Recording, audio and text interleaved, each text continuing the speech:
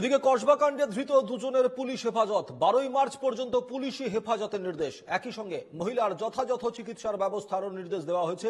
পুলিশকে দায়িত্ব নিতে নির্দেশ আদালতের। ওই মহিলা ব্লাড ক্যান্সার আক্রান্ত, তাই তার চিকিৎসার দায়িত্ব নিতে হবে পুলিশকেই, নির্দেশ আলিপুর আদালতের।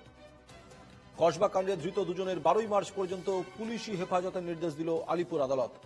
একই সঙ্গে মহিলার প্রপার ট্রিটমেন্টেরও দায়িত্ব নিতে হবে পুলিশকে, এমন নির্দেশ দেওয়া হয়েছে।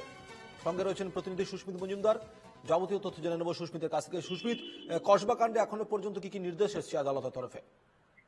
দেখো সুমিত, এই যে শিশু, সেই শিশুকে খুন করা হয়েছে এবং তারপর তারা আত্মঘাতী হয়েছে এবং সেই কারণে অর্থাৎ আত্মঘাতী হওয়া, আত্মহত্যার প্ররোচনার মামলা হয়েছিল, রুজু হয়েছিল এবং এই দম্পতিকে ইতিমধ্যে পুলিশ গ্রেপ্তার করেছে। গ্রেপ্তার করে তাকে আদালতে তুললে আলিপুর আদালত কালকে তাদেরকে 12 মার্চ পর্যন্ত পুলিশি হেফাজতের নির্দেশ দেওয়া হয়েছে এবং একই সঙ্গে যেহেতু সেই মহিলা তিনি ব্লাড ক্যান্সারে আক্রান্ত, তার ট্রিটমেন্ট চলছিল, তিনি চিকিৎসাধীন ছিলেন, সেই চিকিৎসা যেহেতু তাকে জিজ্ঞাসাবাদ করা হবে, সেই কারণে সেই চিকিৎসা করার জন্য তাকে বাইরে যেতে হয়।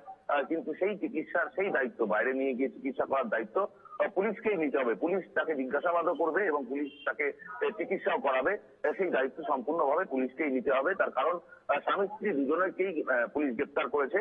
যদি মানবিক ক্ষেত্রে যদি সেই মহিলাকে ছেড়ে দেওয়া হতো তাহলে কিন্তু সেই তার যে স্বামী তাকে আটক করে রাখতে হতো, তাহলে সেই তার স্ত্রীকে কে দেখাশোনা করবে বা তার চিকিৎসার দায়িত্ব কে নেবে?